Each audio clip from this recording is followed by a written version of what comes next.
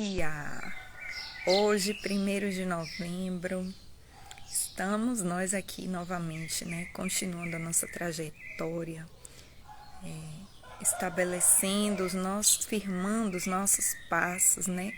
E estabelecendo as nossas vidas na rocha, que é o nosso Senhor Jesus. Continuamos a nossa jornada, nosso trajeto, né? Seguimos firmes na presença do nosso Deus, que tem nos purificado, nos aperfeiçoado e nos tornado santos como Ele é santo. Bom dia, Laurinelli, bom dia, irmão Walter, sejam bem-vindos, é muito bom ter vocês aqui. Como vocês estão? E Elilde, bom dia, Elilde, como é que tá sendo aí? Foi final de semana, esse feriadão? Que Deus nos abençoe nessa manhã, né? Que o Senhor nos guie de fato, né? Que o Espírito Santo de Deus esteja aqui conosco. Que o Espírito Santo tenha liberdade, né? Aqui entre nós. Que Ele traga a sua palavra, né? Revelada. Que Ele descortine, né? Mistérios para nós nessa manhã, como Ele tem feito durante esses dias. Hoje nós vamos falar do Salmo 78, Salmo da família de Asaf. Eu fiquei lendo, foi um salmo que mexeu comigo esse final de semana, né? Fiquei lendo durante o final de semana, é um salmo grande. Bom dia, Maria Luísa. É um salmo grande, é uma amostra, né? Do 119, o 78, pelo tamanho. Ele é um salmo grande, mas é um salmo muito, assim, um salmo histórico, né, onde o salmista vai relatando algumas experiências do povo de Israel, né, do que o povo de Israel viveu. Ai, seu Walter, Deus abençoe, que venha mesmo a melhora em nome de Jesus. Sim, ele vai ficar bem em nome de Jesus.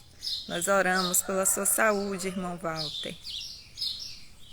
E Elilde está com a casa cheia, com filha, netos. Realmente, né? Quando tá todo mundo fica alegre. Que bom. Deus abençoe vocês. Que traga a saúde de seu Walter. E que nos ajude, né, nessa manhã. Bom, como eu estava dizendo, então é um salmo longo, é um salmo grande, 70 e poucos versículos. Deixa eu olhar aqui. 72 versículos, mas é um salmo muito intenso, muito forte, né, muito instrutivo. Um salmo histórico, como eu já disse. E aí o salmista vai trazendo o que Deus fez, né, em Israel, no povo de Israel. E me chamou muito a atenção, né, aquilo que esse salmo traz. A gente vai ler. Bom dia, Dani. Bom dia, Daniela. A gente vai ler, né, o salmo e depois a gente discorre aquilo que der. Porque assim, eu fiquei com vontade. Fiquei falando, meu Senhor, como é que tudo que vinha ao meu coração, sabe, enquanto eu lia ele esse final de semana, tudo que vinha ao meu coração, como é que em tão pouco tempo eu vou conseguir passar? Mas eu sei que o Senhor, Ele tem aquilo que Ele quer liberar para hoje, né? Então não vou me preocupar com isso, mas se a gente tiver uma outra oportunidade de esmiuçá-lo mais, de experimentá-lo mais, né? Da gente conseguir provar parte por parte, vai ser muito bom, né? Mas vamos lá. Povo meu, escute o meu ensino, incline os ouvidos para o que eu tenho a dizer. Ele já começa com uma convocação, né? Chamando a atenção do povo. Povo meu, escute o meu ensino e incline os ouvidos para o que eu tenho a dizer. Presta atenção, né? É isso que ele fala aqui. Em parábolas abrirei a minha boca, proferirei enigmas do passado. O que ouvimos e aprendemos, o que nossos pais nos contaram. Não os esconderemos dos nossos filhos, contaremos à próxima geração os louváveis feitos do Senhor, o seu poder e as maravilhas que fez. Ele decretou estatutos para Jacó e em Israel estabeleceu a lei e ordenou aos nossos antepassados que a ensinassem aos seus filhos, de modo que a geração seguinte a conhecesse e também os filhos que ainda nasceriam, e eles, por sua vez, contassem aos seus próprios filhos. Então, eles porão a confiança em Deus, não esquecerão os seus feitos e obedecerão aos seus mandamentos. Eles não serão como seus antepassados, obstinados e rebeldes, povo de coração desleal para com Deus, gente de espírito infiel. Os homens de Efraim, flecheiros armados, viraram as costas no dia da batalha. Não guardaram a aliança de Deus e se recusaram a viver de acordo com a sua lei. Esqueceram o que ele tinha feito, as maravilhas que lhes havia mostrado. Ele fez milagres diante dos seus antepassados, na terra do Egito, na região de Zoan. Dividiu o mar para que pudessem passar. Fez a água erguer-se como um muro. Ele os guiou com a nuvem de dia e com a luz do fogo de noite. Fendeu as rochas no deserto e deu-lhes tanta água como a que flui das profundezas. Da pedra fez sair regatos e fluir água como um rio. Mas contra ele continuaram a pecar, revoltando-se no deserto contra o Altíssimo.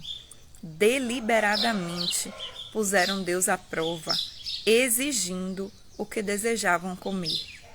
Duvidaram de Deus, dizendo: poderá Deus preparar uma mesa no deserto? Sabemos que, quando ele feriu a rocha, a água brotou e jorrou em torrentes. Mas conseguirá também dar-nos de comer? Poderá suprir de carne o seu povo? O Senhor os ouviu e enfureceu-se com fogo. Atacou Jacó, e sua ira levantou-se contra Israel, pois eles não creram em Deus, nem confiaram no seu poder salvador. Contudo, ele deu ordens às nuvens e abriu as portas dos céus e fez chover maná para que o povo comesse. Deu-lhe o pão dos céus. Os homens comeram o pão dos anjos, enviou-lhes comida à vontade. Enviou dos céus o vento oriental e, pelo seu poder, fez avançar o vento sul. Fez chover carne sobre eles como pó, bandos de aves como a areia da praia. Levou-os a cair dentro do acampamento, ao redor das suas tendas. Comeram à vontade, e assim ele satisfez o desejo deles. Mas antes de saciarem o apetite, quando ainda tinham a comida na boca, acendeu-se contra eles a ira de Deus, e ele feriu de morte os mais fortes dentre eles, matando os jovens de Israel. A despeito disso tudo, continuaram pecando, não creram nos seus prodígios. Por isso ele encerrou os dias deles como um sopro, e os anos deles em repentino pavor. Sempre que Deus os castigava com a morte, eles o buscavam. Com fervor se voltavam de novo para ele. Lembravam-se de que Deus era a sua rocha e de que o Deus Altíssimo era o seu Redentor. Com a boca o adulavam, com a língua o enganavam. O coração deles não era sincero, não foram fiéis à sua aliança. Contudo, ele foi misericordioso, perdoou-lhes as maldades e não os destruiu. Vez após vez, conteve a sua ira sem despertá-la totalmente. Lembrou-se de que eram meros mortais, brisa passageira que não retorna. Quantas vezes mostraram-se rebeldes contra ele no deserto e o entristeceram na terra solitária. Repetidas vezes puseram Deus à prova. Irritaram o Santo de Israel. Não se lembravam da sua mão poderosa, do dia em que os redimiu do opressor, do dia em que mostrou seus prodígios no Egito, as suas maravilhas na região de Zoan, quando transformou os rios e os riachos dos egípcios em sangue, e eles não mais conseguiam beber das suas águas, e enviou enxames de moscas que o devoravam, e rãs que os devastaram. Quando entregou as suas plantações às larvas, a produção da terra aos gafanhotos, e destruiu as suas vinhas com a saraiva e as suas figueiras bravas com a geada. Quando entregou o gado deles ao granizo, os seus rebanhos aos raios, quando os atingiu com a sua ira ardente, com furor, indignação e hostilidade, com muitos anjos destruidores. Abriu caminho para a sua ira, não os poupou da morte, mas os entregou à peste. Matou todos os primogênitos do Egito, as primícias do vigor varonil das tendas de Cã. Mas tirou o seu povo como ovelhas e o conduziu como a um rebanho pelo deserto. Ele os guiou em segurança e não tiveram medo. E os seus inimigos afundaram-se no mar. Assim, os trouxe à fronteira da sua terra santa, aos montes que a sua mão direita conquistou. Expulsou nações que lá estavam, distribuiu-lhes as terras por herança, e deu suas tendas às tribos de Israel, para que nelas habitassem. Mas eles puseram Deus à prova, e foram rebeldes contra o Altíssimo, e não obedeceram aos seus testemunhos. Foram desleais e infiéis com os seus antepassados, confiáveis como um arco defeituoso. Eles o irritaram com os altares idólatras, com os seus ídolos lhe provocaram ciúmes. Sabendo-o Deus, enfureceu-se e rejeitou totalmente Israel. Abandonou o tabernáculo de Siló, a tenda onde habitava entre os homens. Entregou o símbolo do seu poder ao cativeiro e o seu esplendor nas mãos do adversário. Deixou que o seu povo fosse morto à espada, pois enfureceu-se com a sua herança. O fogo consumiu os seus jovens e as suas moças não tiveram canções de núpcias. Os sacerdotes foram mortos à espada. As viúvas já nem podiam chorar. Então o Senhor despertou como que de um sono, como um guerreiro despertado do domínio do vinho. Fez retroceder a golpes os seus adversários e os entregou à permanente humilhação. Também rejeitou as tendas de José e não escolheu a tribo de Efraim. Ao contrário, escolheu a tribo de Judá e o monte Sião, o qual amou. Construiu o seu santuário como as alturas, como a terra o firmou para sempre. Escolheu o seu servo Davi e o tirou do aprisco das ovelhas, do pastoreio de ovelhas, para ser o pastor de Jacó, seu povo, de Israel, a sua herança. E de coração íntegro, Davi os pastoreou, com mãos experientes os conduziu.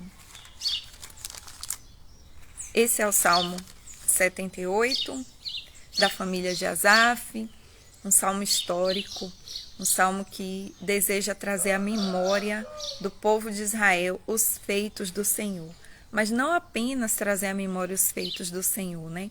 Aqui ele faz um relato de tudo que Israel tinha vivido, até mais ou menos o tempo que essa família estava na terra, né? Eu acho interessante como ele conclui, porque parece que não houve uma conclusão, né?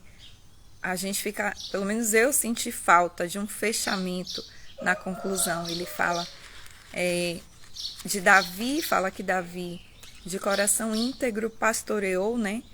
E com mão experiente os conduziu. Mas nós sabemos um pouco, né, do resto da história, e também sabemos que a família de Asaf, por outros salmos, eles testemunharam a questão da Babilônia, né? Do povo de Israel ser levado cativo para a Babilônia, porque teve um dos salmos que ele fala com tristeza da destruição do templo. Então foi uma família que presenciou além dessas coisas. No entanto, o salmo para com Davi. Não sei, não encontrei nenhuma... Fiquei pensando nisso, de não ser um salmo acabado, mas não encontrei nenhuma referência, nada de que pudesse, né, sustentar essa hipótese de que, de fato, é um salmo que não teve fim. Mas parece, né? Então, ele parece que não está acabado. E eu fico pensando assim, que o fato dele ter encerrado de algum modo em Davi tinha a ver também com a esperança, né? Com a esperança desse reino que o Senhor havia prometido que não teria fim. Davi, ele representou o reino de Jesus, o reino que seria de justiça, de paz, será, né? De justiça, de paz.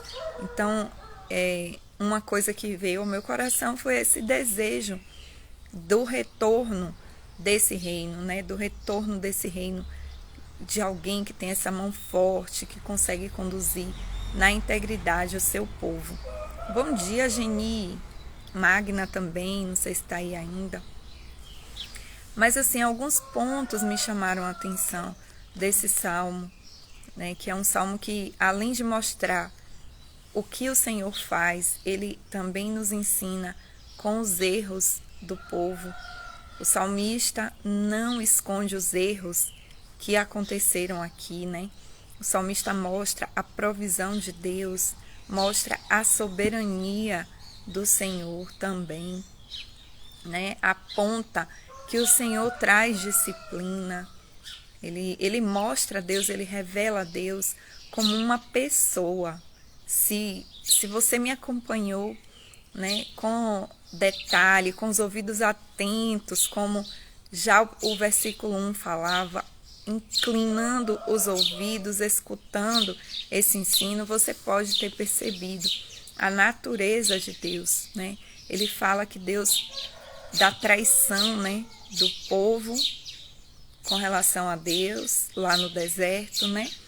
Fala que Deus se entristeceu. Tem um versículo aqui que eu grifei, entristeceram, né? O entristeceram na terra solitária. Então ele vai falando dessa sensação de Deus de ter sido traído, né? E de como é que se acende a ira de Deus. Ele nos mostra como que se aplaca e como se acende a ira de Deus. E a ira de Deus se acende contra a rebeldia, né? Contra aqueles que são rebeldes, quando ele vê um coração deliberadamente rebelde, um coração obstinado. O Senhor, ele que frequentemente duvida daquilo que ele faz, se coloca contra aquilo que ele faz nas suas atitudes. O Senhor, ele traz a disciplina. Ele fala muito sobre isso aqui. O 37, que o coração deles não era sincero, não foram fiéis à sua aliança. E o 38, contudo, ele foi misericordioso. Essa palavra misericordioso na Bíblia, quando se refere a Jesus, ela foi traduzida de uma forma ainda pobre, né? Bom dia, Lúcia. Bom dia, Karine. Ela foi traduzida de uma forma pobre, porque a palavra que vem toda vez que fala assim do amor leal do Senhor, da fidelidade, da misericórdia, a palavra utilizada é a palavra em hebraico hesed.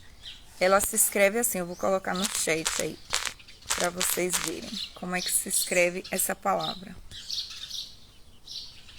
Coloquei aí a escrita.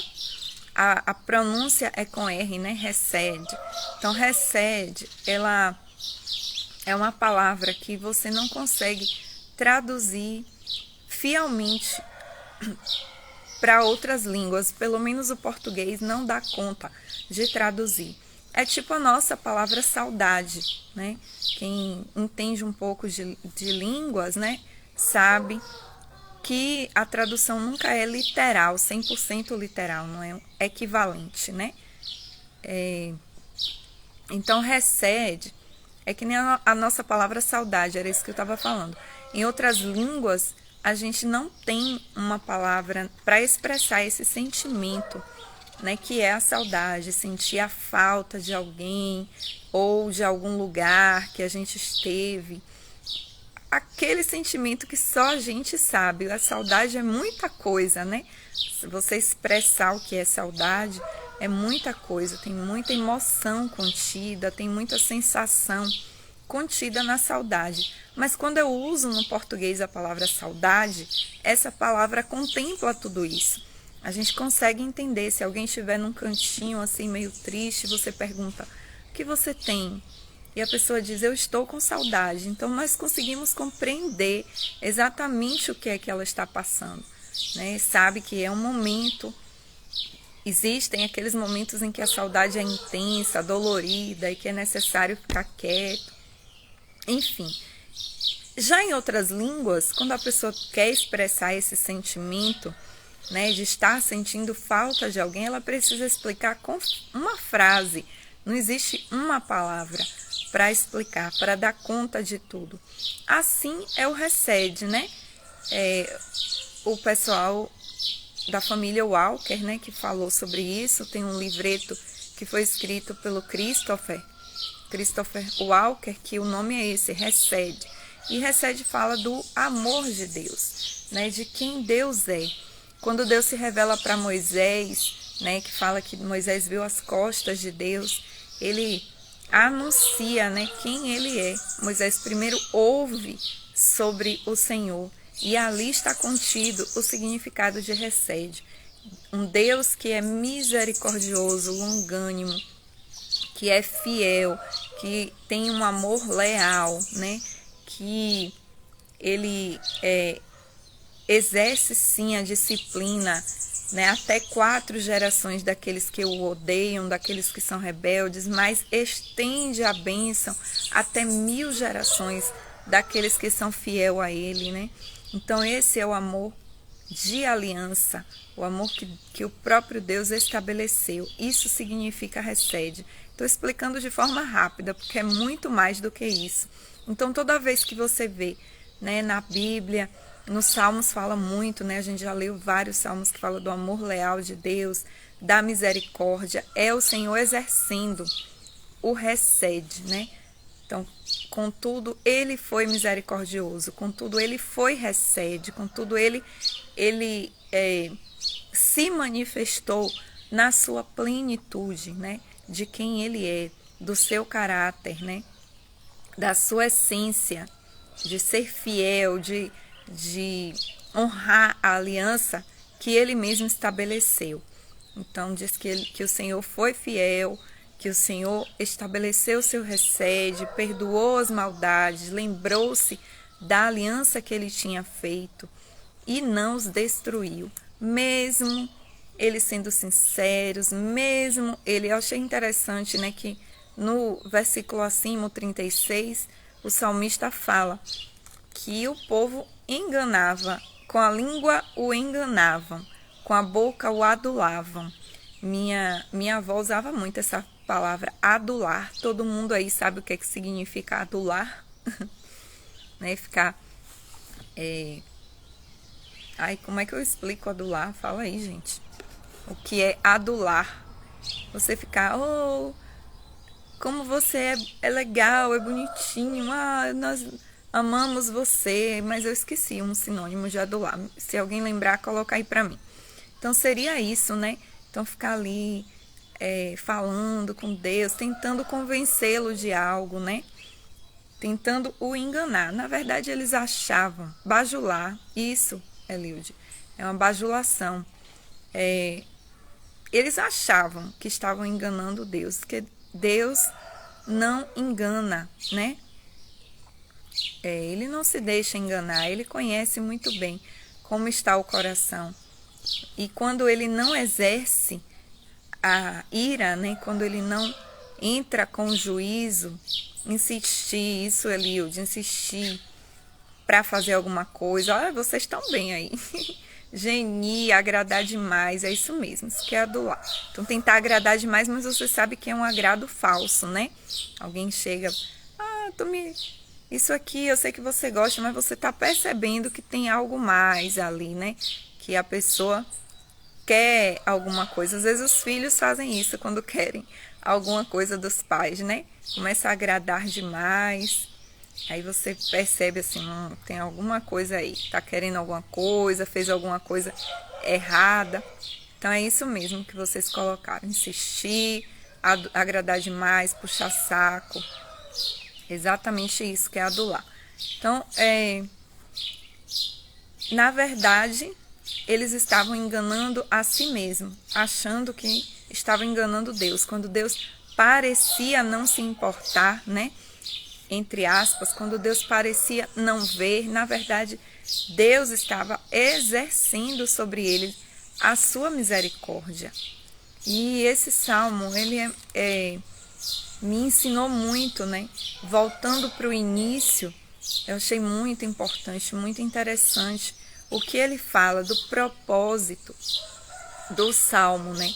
Por que falar dessas coisas? Por que mostrar o que Deus fez e também apontar as falhas do povo? Por que mostrar onde o povo errou?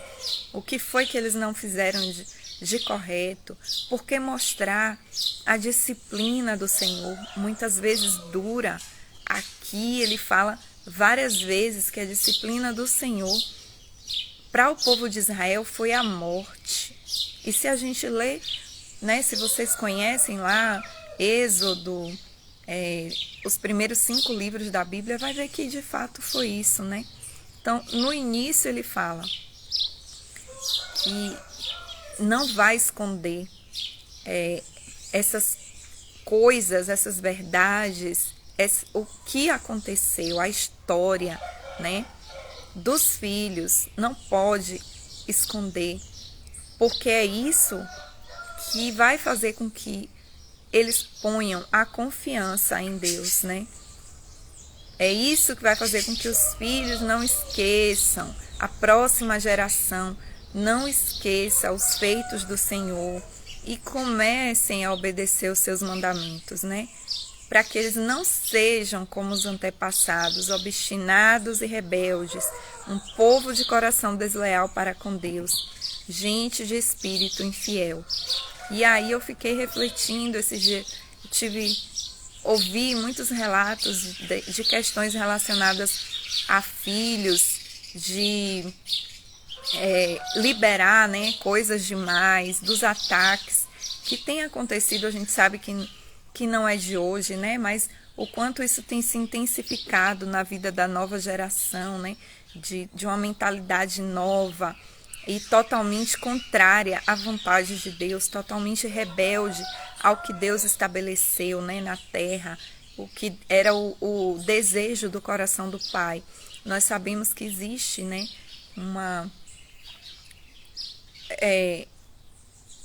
um caminho, né, que está sendo formado para que as crianças e essa nova geração não reconheçam o senhorio de Deus, não reconheçam.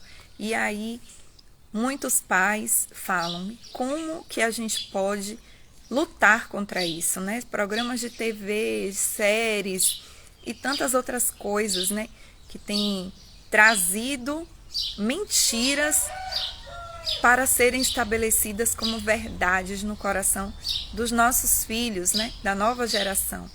E esse salmo traz a resposta. Nós não podemos esconder dos nossos filhos os feitos do Senhor.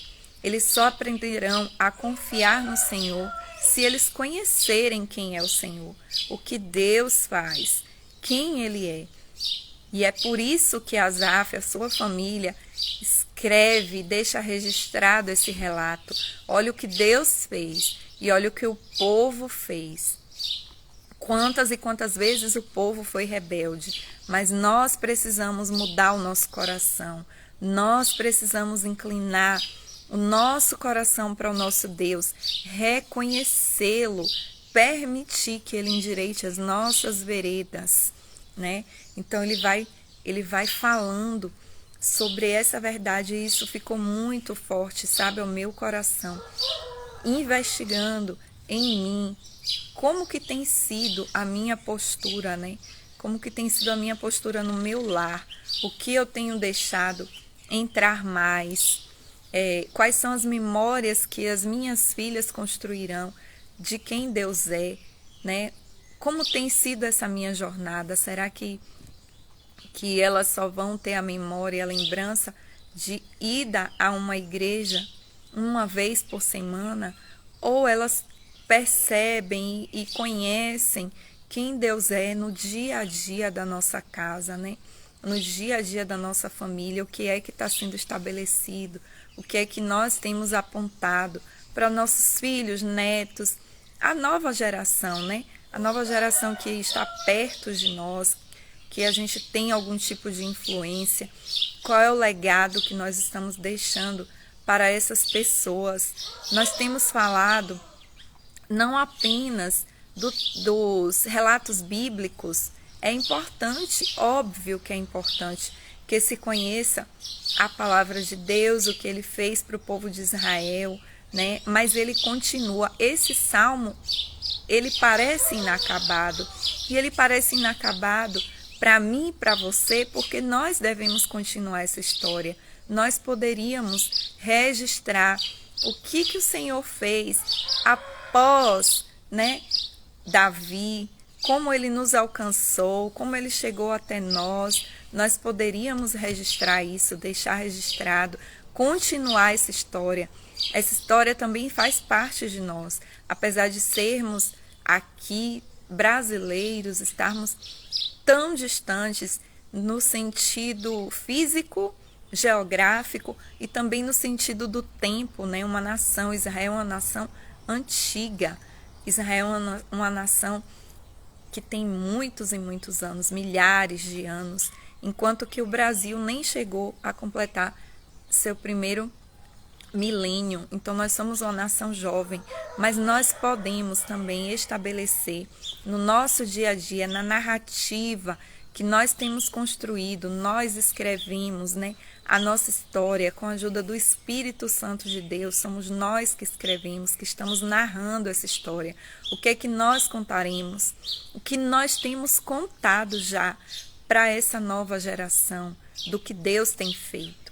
Nós fomos chamados para sermos testemunhas. Bom dia, Karine. Nós fomos chamados para sermos testemunhas do Senhor, né? Ele não nos pede coisas grandes, estudos profundos, né? A gente pode e deve se aperfeiçoar, com certeza, se é possível, né? Para nós estarmos sempre estudando, fazermos cursos, devemos sim, para compreender melhor a palavra de Deus, mas o nosso chamado foi para sermos testemunhas do Senhor.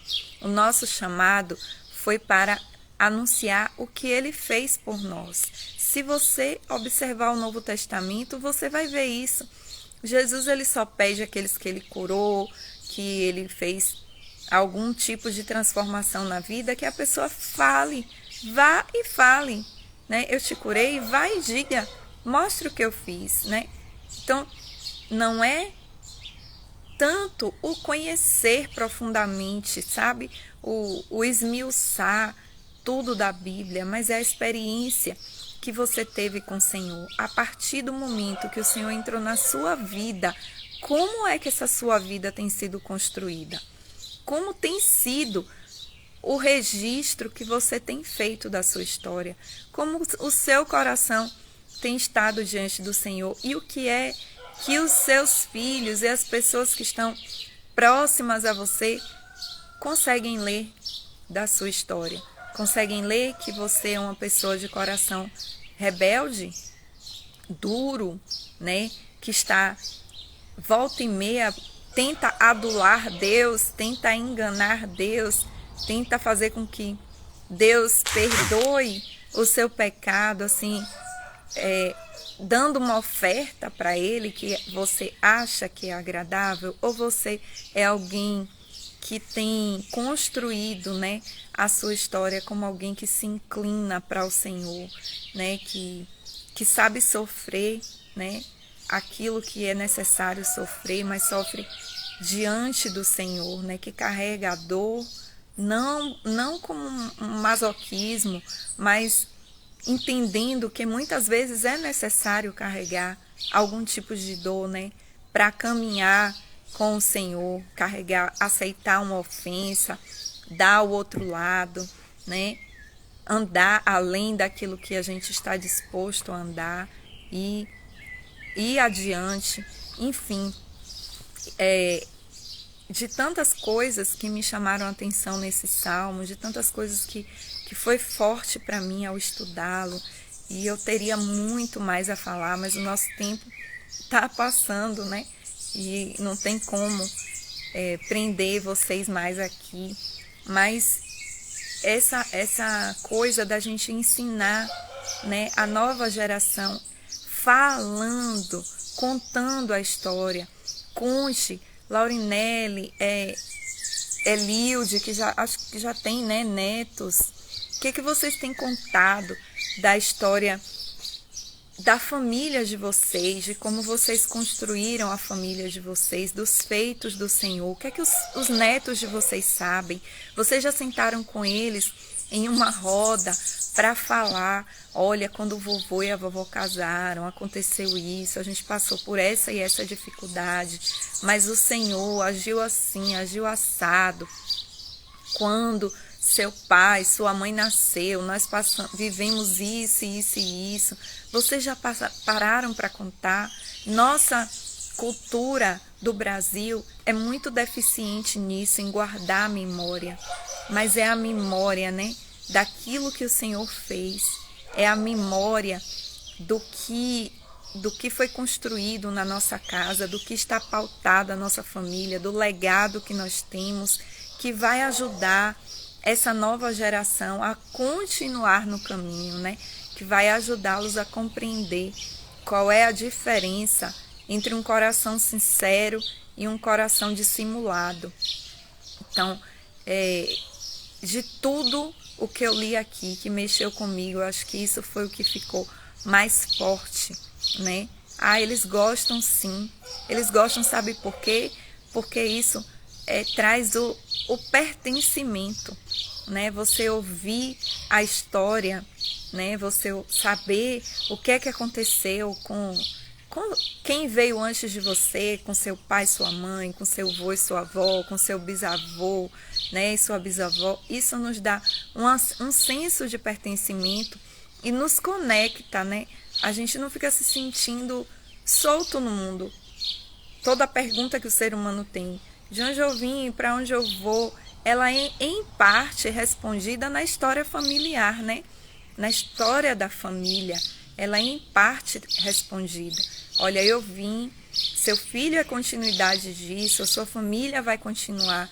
Então, se você tem o Senhor, né, na sua vida, se você anda com Jesus, você deve mostrar o Senhor, apontar o Senhor, onde o Senhor está em cada situação da sua vida, da sua história, para a nova geração, para os seus filhos, para aqueles que vieram depois de você, para os seus descendentes, né? Nós estamos vivendo num momento crucial da nossa história, né? Chegando o tempo que foi falado, em que vão ver a diferença entre quem é fiel a Deus e quem não é. Esse tempo está chegando, meus irmãos. Não se enganem, não se enganem. E se a gente não começa a estabelecer essa diferença dentro do nosso lar, vai ser muito difícil a gente estabelecer isso lá fora, sustentar da porta para fora, né?